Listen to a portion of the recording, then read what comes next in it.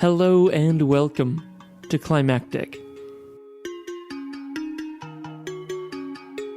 On September 20th, school students in over 150 countries went on strike. But of course, this was not the first such strike. In many countries, including here in Australia, this was the third major school strike for climate. But this time was different. At least here in Australia, adults were fully welcome to take part, and universities, along with unions and businesses, were actively encouraged to take part rather than just support the strike. And that saw the numbers swell. But today, a week on from the strikes, we're looking back at not just the numbers, but at the reasons for why people were there, what they took from it, and how we all felt at the end of that Friday night after the world had just witnessed its largest ever mass mobilizations for climate. Today is also the day that Aotearoa, New Zealand, will be striking. So we send our love, support, and solidarity to our friends across the Tasman and those throughout the Pacific. And lest we forget the tragic mosque shootings, the domestic terrorist attack that happened on the same day as the last climate strike for climate, we say to our Kiwi friends, kia kaha, stay strong, we love you. No doubt in the last week you've heard a lot about the strikes that took place in Melbourne and Sydney, and no doubt you've heard some accounts of the local strike nearest you. But today I'm happy to say we've got accounts from on the ground in Airlie Beach, right on the doorstep of the Great Barrier Reef. How do you here in Airlie Beach in Whitsundays feel the climate change already? And from Gosford, in New South Wales Central Coast, about an hour north of Sydney. So Bob, you're involved with the Greens, the local Greens at Gosford. How come you're here today? You'll hear some conversations held by two of Climactic's fantastic contributors and get a sense for what the day was like away from the major centres. And then finally hear some remarks from back here in Melbourne at a panel discussion held after a special screening of the documentary 2040 at the end of that momentous day. I think the kids just understand it at a much deeper level, and the stakes are higher for them because they're inheriting, as we say in the film, it's their home that we're renting off them. They're going to inherit that. So we wanted to put together this episode as the first draft of history, as a primary resource going forward that others can draw on to look back on what people were feeling and saying at the third global climate strike. Hopefully, when future people, our descendants, are figuring out when it all started to change, when we all started to get better. But it's also a demonstration of what we're aiming to do here at Climactic, to be an open platform, a wide tent. So if these kind of conversations are something you enjoy hearing and something you enjoy doing, please just get in touch with us at hello@climactic.fm, and we'd love to have you on the team. And now, without further ado, here's Beth Spencer. So we're here at the Gosford chapter of the global climate strike with a whole lot of people. It's just turned 12 o'clock and I'm talking to Bev. Bev, do you want to say what's on your sign and why you're here? I'm here because I can see the destruction of Mother Earth and it upsets me. So my sign says that everything that Mother Earth gave us, the water, the land, the oceans and the sands, is all being given free. And it's all being taken over by corruption from our governments that are controlled by corporate companies and the coal mines. So I just find it quite disturbing, and it's for myself, but also for my children and my grandchildren and everybody. Thank you. So I'm here with Ethan, and Ethan's, on his own initiative, come up with a stall about waste to try and educate people about recycling and the different ways about it. He's got a mailing list. Do you want to tell us something about why you're here? I'm here because I'm very passionate about waste and recycling, and every weekend I go for a walk, pick up all the little bits of plastic I see on the beach, and yeah, I think it's really important that we don't send our waste to landfill anymore and we find something else to do with it. Fantastic. And how old are you? I'm 14 years old. So you've got another 4 years before you can vote. Yes. That's tragedy, isn't it? Yeah, It's it is. criminal. Terrible. Yeah. So hopefully some of the older people here will have your back.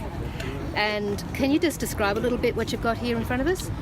So I've been, over the last few months, I've been collecting lots of different sorts of packaging, and I've got a test up here on, we've got each bin labelled, and it's a test on where you think certain packagings go. Oh, great.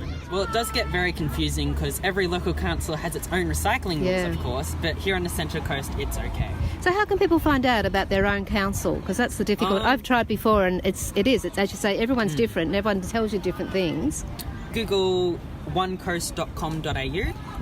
Onecoast.com.au. Onecoast.com.au, and this is for the Central Coast. This is for the Central Coast, and one with a number 1. Yep. And then, that's our local council recycling rules. So they'll tell you everything about the coast. Okay, and so each council should have something like that. Yeah.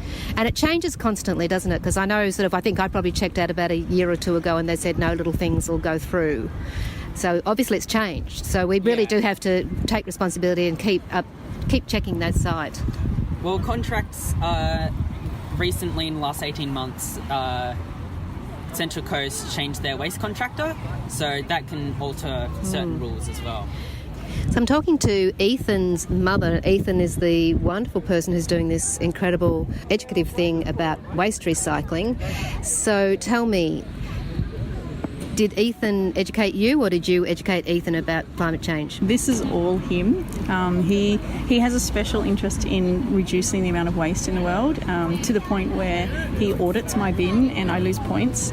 And he now has created a third bin for me, which is Mum doesn't know where it goes. I think, I am so proud of him, and the fact that everybody now calls me Ethan's mum. I'm like, you know what, that's the best title I could possibly ever have, because he's educated me. I know a lot of, that we got a lot of grief last climate strike because people were saying, oh, this is just kids being told what to do by their parents. And it's like, do you know any teenagers who do what their parents tell them to do? Because I sure don't. These teenagers are amazing. I mean, to run this event, they did event management, they did project management, they had to do a risk management plan, and they have led the whole thing from the front. I've literally just been there to sign on the dotted line when they needed an adult, but it was all them. So I'm really hopeful for the future with these kids as leaders. This generation, they are so politically aware. I'm actually, he's teaching me about politics because my generation wasn't aware, but they just know what's going on, and that makes me really hopeful for the future. Fantastic. Thank you so much, Ethan's mum.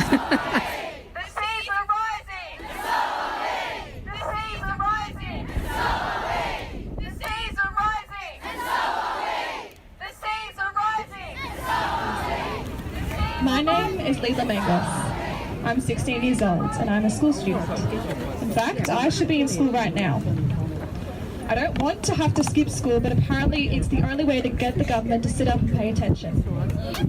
A democracy that doesn't listen to their youth until they become voters is hardly a democracy. A country where people's validity magically appears when they turn 18 is flawed. We may be 25% of the current population, but we are 100% of the future. And at the moment, our future looks pretty bleak. 11 years. That is the estimated amount of time we have left to solve the climate crisis. By that point, I will only be 27. My life will have barely begun. We are told time and time again that it is our responsibility to clean up this broken world that we have inherited. But by the time we are in a position to make serious change, it will be too late. We are all striking today because the time for action is now. To let our politicians know that the time for action is now, because clearly they do not know it themselves. If they did, the Carmichael-Adani mine wouldn't have even been considered. We wouldn't have wishy-washy plans about one day maybe reducing our carbon levels. Understandably, politicians don't want to solve the climate crisis. Will it make them money? If not, why even bother? But in a world where climates are rocketing and nature is falling into a catastrophic chain of events beyond human control, it will not matter how much money we have. When the world is in critical drought, we will not be able to eat money. When our waters are contaminated with plastic and are completely polluted, we will not be able to drink oil. Until politicians realise that this issue is bigger than their campaigns, nothing will change. Which is why we are here. We are here striking today alongside millions across the globe to get our leaders' attention. We don't want to have to strike. I wish we lived in a world where it wasn't necessary. We are striking because not enough is being done to address the climate emergency, and we will continue to speak up until action is taken. Yes. So, here are our demands. Please give a yell as I list each one. 1, that no new coal, oil and gas products, including the Carmichael Adani mine, will be produced. For our country to transition into 100% renewable energy and generation exports by 2030. For the government to fund a just transition and job creation for all fossil fuel workers in the industries. And last, but certainly not least, for Australia to follow in the footsteps of 19 other countries and declare climate emergency.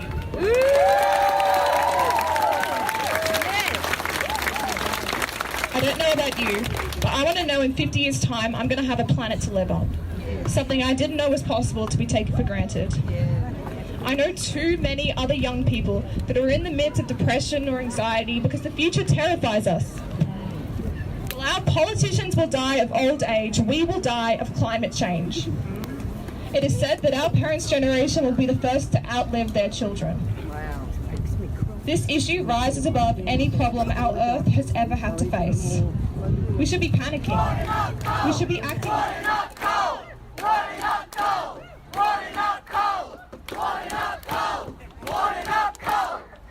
So, Bob, you're involved with the Greens, the local Greens at Gosford. How come you're here today?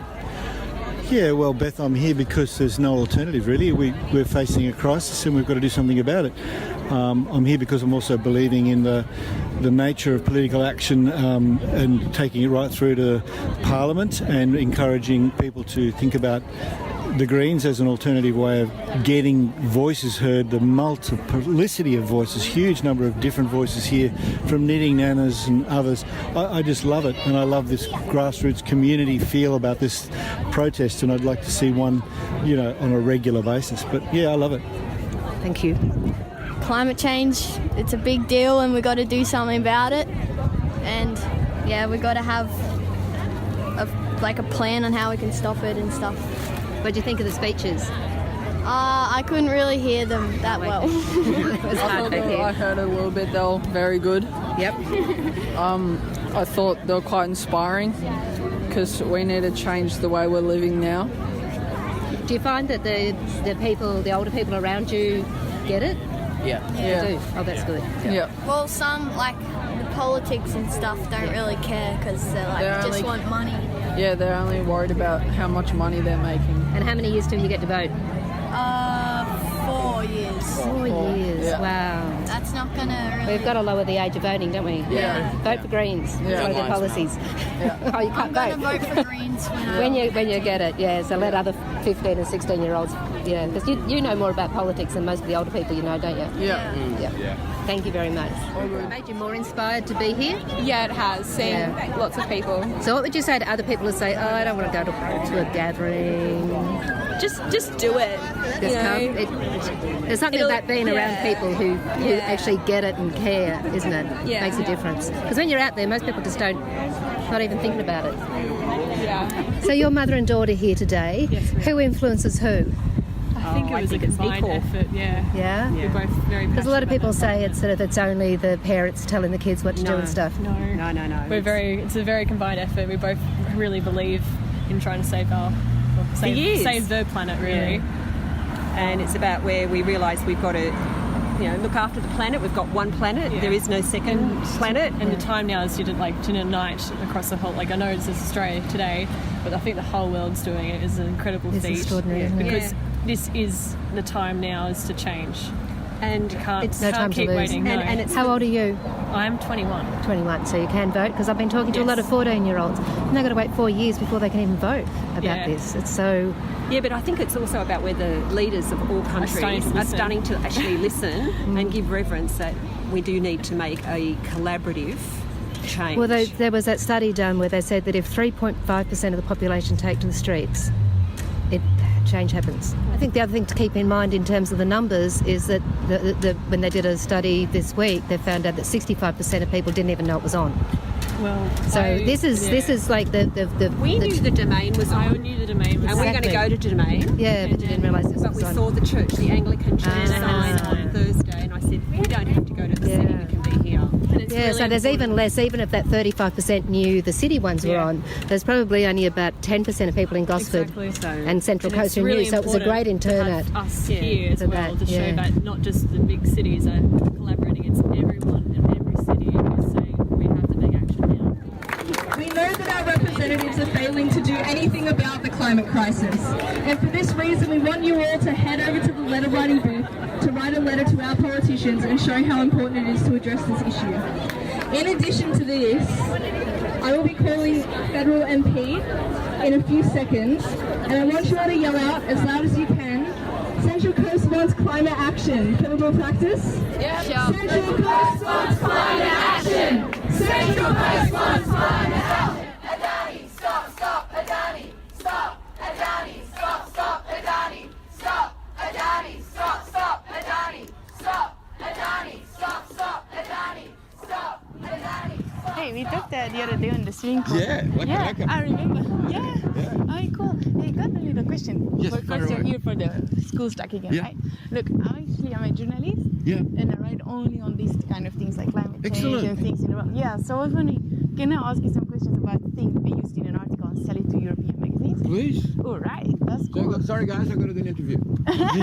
Okay, so my name is Fien and I'm a reporter from Belgium. Yes. And we like to make an article to inspire the other students as well. So when it gets published, it's early morning, they wake up, they read their emails and like, okay, we have to go strike as well because in Australia they are already out there.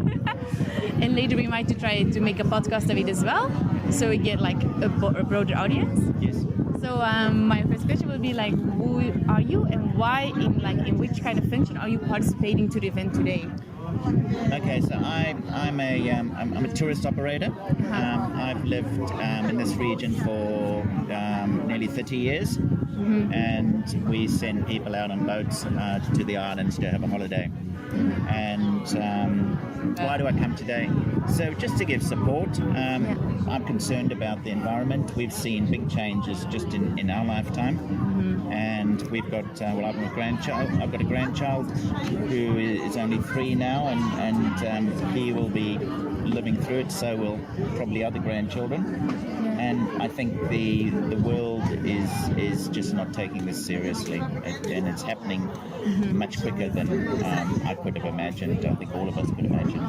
So you were telling about like you've had 5 cyclones passing through? In the last 4 years, very bad cyclones across the Barrier Reef, and in the 20 years before that, I don't remember any that nearly as many, and it's all documented in the Outlook report for the Great Barrier Reef. Okay, so why do you come today to the Whitsundays to participate to the strike? Well, it's an issue that's really close to home and it's affecting not only us but the world. So it really, here for us, it's all about making awareness and, showing what's actually happening. I think it's more important than going to school for one day. Yeah. Like it's a bigger issue than us missing whatever we're missing. And especially us living on the Great Barrier Reef, if anything happens to that affects not only the livelihood of us but everyone else in the town, because it's a tourism industry. Yeah. And I guess sticking up for something you believe in is better than anything that you can learn in school, and I guess a better lesson, something you'll take with you forever. Yeah. Are you actually very aware here about climate change? Do you learn about it in school or so on? We learn about it, we do a class. Our class of marine science, and that's where we've learned, we've just done assignments and everything about this issue. And do you think then, out of those knowledge, that the government is doing enough to protect the reef and the climate here in Australia? No way. No. Lots needs to happen. What would you like to say to other students around the world, on a day as today? Would you share them something to inspire them? Stand up, work together, when the next generation comes through. It's definitely happening. You can't deny it. And just stand together. Yeah. Really... Okay, cool. That's so nice. My name is Suzette, and I'm a mum. and I've always been very concerned about the environment and the way that things are moving. I'm also a business owner and still very concerned. This is not about jobs anymore. This is about humanity and the planet. What makes you so concerned? Like, what's the thing that triggered you? Well, I've been a sailor all my life and I've sailed around the world. And way back in the 1980s in the Caribbean, we saw our first coral bleaching and nobody knew what was happening. And since then, it has got worse. And living now on the edge of the Great Barrier Reef, in the 31 years we've been here, we have seen a complete degrading of the water quality. Do you think like the Queensland government or the local government or even the federal one does enough to protect the reef? They're doing some things which are very good. For example, they are working with the farmers to prevent chemical fertilizer runoff and extra nutrients into the reef waters. So that, yes, that is good. But coastal development is a major problem. Loss of mangroves, loss of fish habitat. But then the big problem that nobody sees, because you can't see it with your eyes, is the CO2 in the atmosphere, which is coming from the burning of the brown coal. And we have some of the biggest coal mines just on the other side of the mountains and the Great Barrier Reef. Okay, so the cause is very close to the symptoms of the problem, actually. Yes, but it is not seen. You don't see it because it's away from the coast. People can live their lives being completely unaware or not caring because it's not right there in front of them. Do you think people in general here or even in Australia are aware enough about the problem of global warming? In some areas they are, but I can tell you that 7 out of 10 people here in the Whitsundays voted for coal in the last election. Whoa. Now that is frightening. We are a tourism, nature-based area. We have the Great Barrier Reef and these beautiful World Heritage Islands of the Whitsundays right here. But 7 out of 10 people living here voted for coal. Do you mean they vote for coal because they vote for the government who give the permission to Adani? Or is that... I think that's part of it. Yeah. I think that there are more people living here now that have jobs in the coal industry. And that's one of the reasons as well. And I think the government is extremely irresponsible in not beginning the process to transition from coal to a range of renewables and retraining opportunities and jobs for these people, because for many of them their skills will still be needed just in another industry. How do you here in Airlie Beach and Whitsundays feel the climate change already? If you go down the marina, any structure that was underwater 30 years ago, if you put any structure underwater, within weeks it would be covered in coral. Now you go walk around the marina, you go look at any pontoon, anything that's underwater, coral doesn't grow there anymore. It's covered in weeds. Now it's, instead of the Great Barrier Reef, is the Great Barren Reef. Extinction Rebellion has a model which is really simple. It must remain absolutely non-violent. It has to be safe for people to come out, normal people to come out and shout. It has to happen in the capital cities. To get the government's attention, it has to go on day and night and day and night. On the 7th of October, in capital cities around the world, people are going to come to the streets and block the city centres until the government talks to us, until the system cracks. Okay, cool. Expect disruption. Please come and join us. It's probably the last chance we have of solving this in a non-violent way. Okay, so 7th of October, that's what 7th of October, please take 2 weeks off, bring a tent. We should be able to supply food to you and the police. And it's going to be a lot of fun. Okay, Festival we look of forward. Life. We look forward to that. Thank you so much. Thank you. I'm Zena Harij. I am a citizen of the Central Coast. I'm here because I am lost for words. Everybody's fighting for the same cause on different platforms, and it's time we all banded together and actually made a change and, had Australia declare a climate emergency, had our politicians stand up for what our citizens are asking them to do. Do you find people around here are kind of concerned about it? I definitely find they're concerned. I think they're too busy to act in a way that will actually make a difference. We've had a great turnout at this event today, and I just hope that this momentum will continue. Fantastic, thank you so much. Thank you. You guys are free tonight. There's a screening of this movie 2040 at Aringa Library. My name is Damon, and I'm the writer and director of the film that you're about to watch tonight. And I think before we start, we should just congratulate and give a cheer for the people of Melbourne. More than 100,000 people turned out today. And the numbers coming in are over 300,000 around the country, so it's an amazing turnout. I did it today in a dress to raise money for One Girl, which is educating girls right around the world. And you'll see tonight that is one of the most important climate solutions we have, is the empowerment of girls and women right around the world. Before I begin, I will acknowledge that the traditional owners of the land that we're gathered on here today. It's the Wurundjeri people of the Kulin Nations, and I'd like to acknowledge and pay my respects to elders past, present and emerging, and extend this respect to Aboriginal and Torres Strait people from other communities who are with us today. On behalf of the 2040 team tonight, we'd also like to just extend a huge thank you to the people that made this screening happen.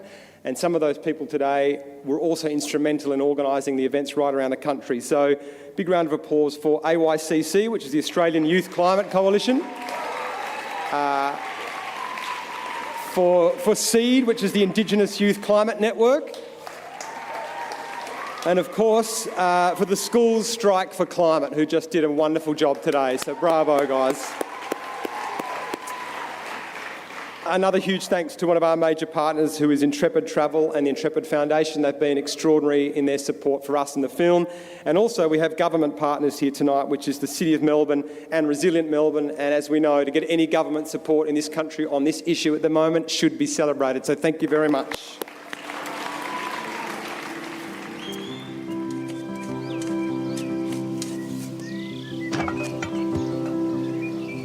My name is Damon.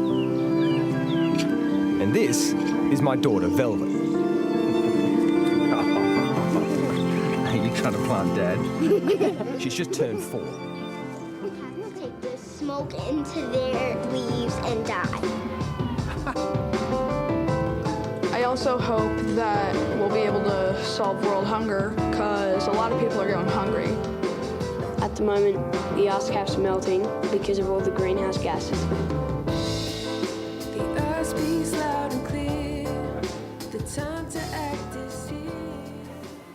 Hey everyone, how are we going?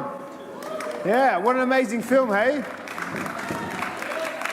What an incredible day it's been. I just heard from the team that they think that almost 200,000 people attended the strike today, which is absolutely amazing.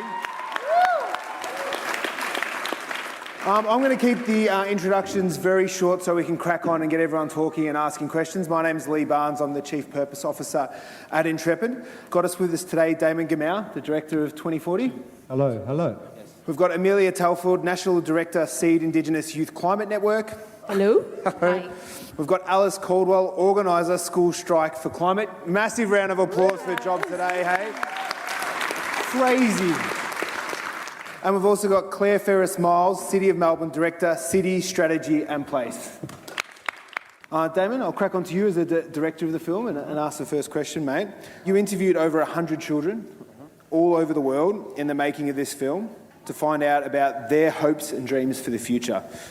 Why was it important to consult the younger generation in the making of this film? I thought, well, it was important that the future wasn't just my version of what I wanted it to be. I think that as we're seeing, these kids are so articulate and passionate about this subject, so I really wanted them to drive the narrative. So that was the idea, was to interview them first, hear what they had to say, and then put together the story based on those requests, so that it felt like a collective vision of what that generation wanted, and wasn't just my narrow version of it. Did you have any inkling that the movement would be so youth-led post that? Well, you mean in terms of what's happening like today? Yeah, like it's a pretty amazing meeting point. I mean, I think the kids just understand it at a much deeper level, and the stakes are higher for them because they're inheriting, as we say in the film, it's their home that we're renting off them. They're going to inherit that. So understandably, they're much more passionate about it, and it's infuriating that they're not getting the leadership that they deserve, and it's madness. So, but I am buoyed by what's happening. I think we've released the film now for the last 3 months, and just to see the things that are happening, not just in Australia but around the world, that we just don't give attention to in the mainstream media. But as Helena mentions in the film, when you go beyond that mainstream narrative and into the shadows, that's where all the hope is, and there's real magic going on right around the world. We're just not hearing enough about it. Alice, must be pretty pumped and buzzing after today. I reckon one more round of applause. It's just amazing what these kids have done.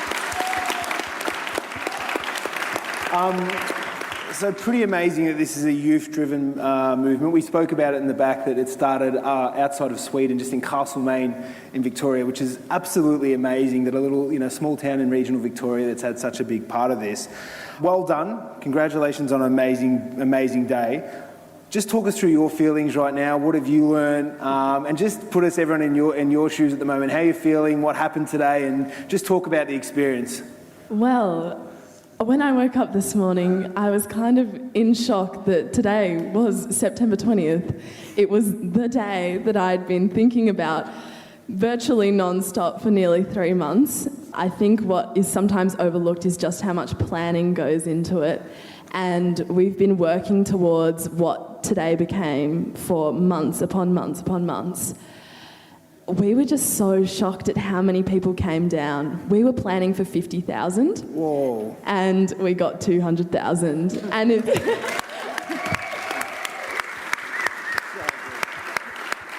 I mean, it's a very good problem to have, but it was a problem nonetheless. I was buzzing the entire day, and it was really, really gratifying seeing what we've been envisioning come into fruition, and that so many people supported our vision for the future and were willing to take time out of their day to support us. So just so happy. Well done. It was an amazing effort.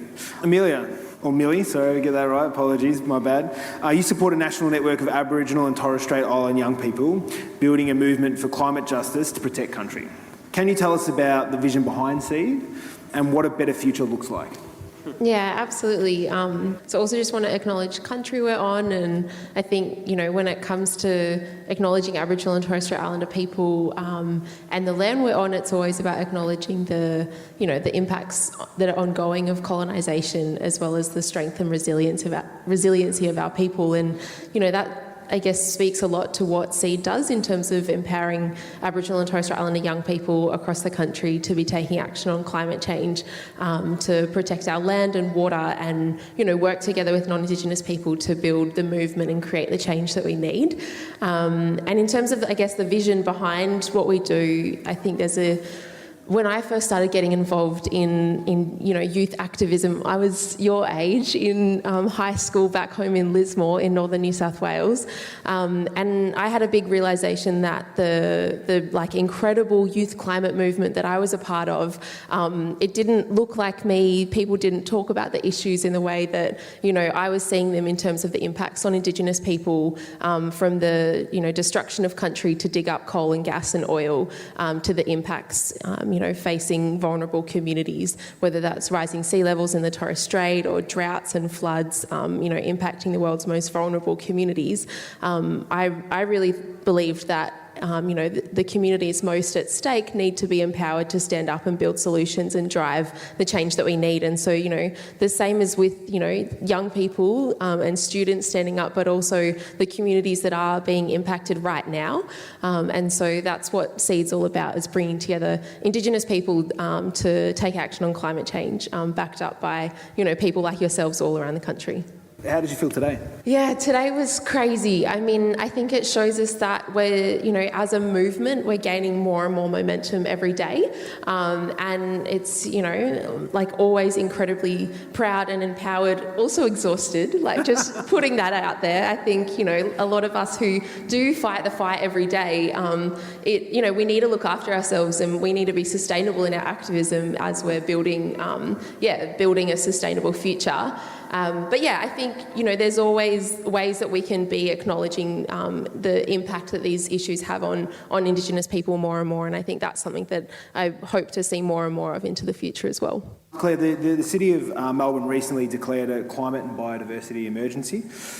What does this declaration mean, and what are some of the things we'll see being put into action in Melbourne? When I came out here, Damon said I'm the speaker that's speaking on behalf of all the governments. So I'll see if I can do my best. But I'll speak on behalf of the City of Melbourne. I think the Lord Mayor sort of explained that the City of Melbourne is doing a lot of things, but what the declaration of the climate emergency means for us is our council has actually asked us to do an audit of all of our sustainability and climate actions to see if we're doing the right things. Because I think, we're planting 3,000 trees a year as part of cooling our city. We're 100% powered by renewable energy. But I think it's beholden on all governments, even when you're stepping up, is to have that mindset of continuous improvement of, are we doing the right things at the right time right now? And just quickly, while I've got the microphone, in terms of talking about what today means, on behalf of the local government sector, is what today means for us is, really about everyone asking more of government, asking us to do more. And I just encourage all of you to, wherever your council is, to write letters, to go up to your council meetings, to really ask, what are you doing and are you doing the right things and could you do more in this space? So I think that's what's really exciting, and we're not afraid to be questioned at the City of Melbourne, and I think they're really good questions that we need to find some answers to. Yeah. I think that's an amazing message because the students are doing more, and I think it's a big opportunity for the rest of us to be doing more. So great sentiment there. Sorry, can I do one last shout out? Yeah, one last. You got one more, sorry. So for everyone is invited to, in 2 weeks' time, SEED together with Get Up, Lock the Gate, a bunch of other organisations are hosting an event called Power of Country. It's about the campaign to stop Origin Energy from fracking in the Northern Territory, and we have incredible Aboriginal people coming down from the Territory to talk about the threat to fracking to their land and water. And so we've got a whole heap of flyers. Please come and see me. Take some to put in your workplace to tell your family and friends. But would love to see all of you there. Thursday, it's at Collingwood Town Hall, 6 p.m. on Thursday, the 3rd of October. So not next week, the week after. So see you all there. Thanks so much. Yeah. The timing for today occurred because starting on Monday is the next UN Climate Summit in New York. And on behalf of the 2040 team, I'm very proud to announce that I'll actually be going there tomorrow because we're going to be showing clips of the film to all the world leaders on Monday, which is just great. So. And we all know with hindsight what happened on Monday. I'm unfortunately not able to wrap this up as that story is still being written. But the 20th of September was momentous. It was historical.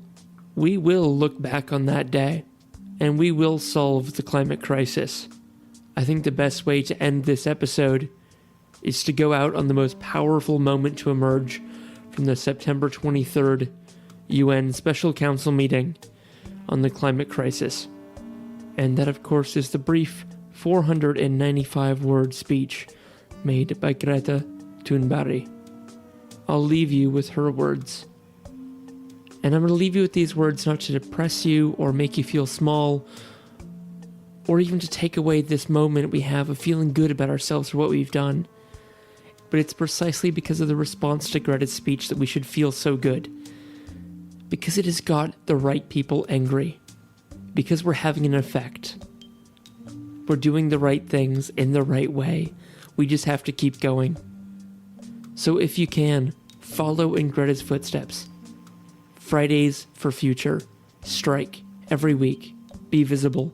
Have conversations. Be a visible sign of the uncomfortable truth. It's what Greta's doing. And I think it's safe to say that what Greta's doing is working. So thank you all for joining us 1 week on from the climate strikes as we look back and celebrate our victories and learn from each other and draw together as a community. Because together we're strong, and even in Australia we now know that there are over 300,000 of us. We are in a climate crisis, but we can fix this together.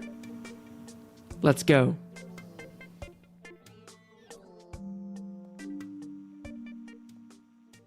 Greta, your first climate strike was a lonely event a little over a year ago, and in the intervening time you have sparked the interest of millions, literally, of children around the globe, demanding action for climate change. What's your message to world leaders today?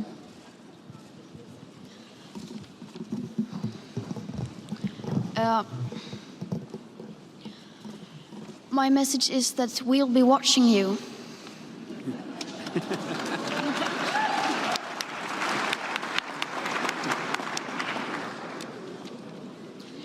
This is all wrong. I shouldn't be up here. I should be back in school on the other side of the ocean. Yet you all come to us young people for hope. How dare you? You have stolen my dreams and my childhood with your empty words, and yet I'm one of the lucky ones. People are suffering. People are dying. Entire ecosystems are collapsing. We are in the beginning of a mass extinction, and all you can talk about is money and fairy tales of eternal economic growth. How dare you?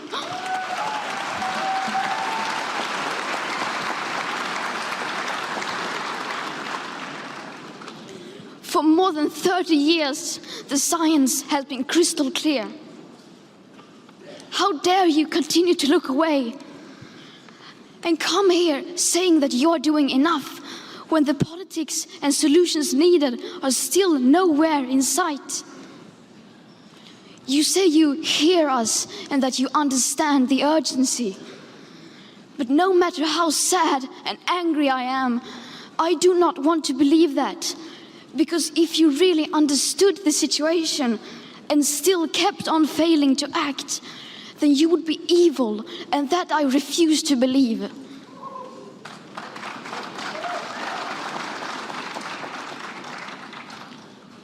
The popular idea of cutting our emissions in half in 10 years only gives us a 50% chance of staying below 1.5 degrees and the risk of setting off irreversible chain reactions beyond human control. 50% may be acceptable to you, but those numbers do not include tipping points, most feedback loops, additional warming hidden by toxic air pollution, or the aspects of equity and climate justice. They also rely on my generation sucking hundreds of billions of tons of your CO2 out of the air with technologies that barely exist. So a 50% risk is simply not acceptable to us, we who have to live with the consequences. To have a 67% chance of staying below a 1.5 degrees of global temperature rise, the best odds given by the IPCC, the world had 420 gigatons of CO2 left to emit back on January 1st, 2018. Today that figure is already down to less than 350 gigatons. How dare you pretend that this can be solved with just business as usual and some technical solutions? With today's emissions levels, that remaining CO2 budget will be entirely gone within less than 8.5 years. There will not be any solutions or plans presented in line with these figures here today, because these numbers are too uncomfortable and you are still not mature enough to tell it like it is. You are failing us. But the young people are starting to understand your betrayal. The eyes of all future generations are upon you. And if you choose to fail us, I say we will never forgive you.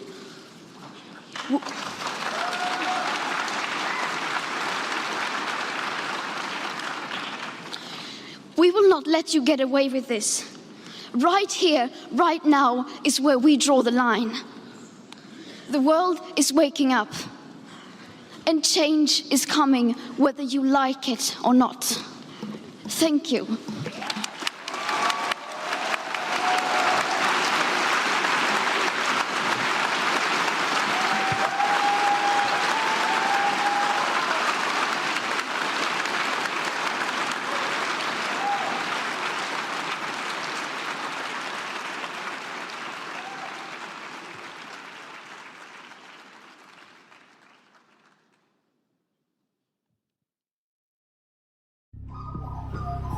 The Climactic Collective.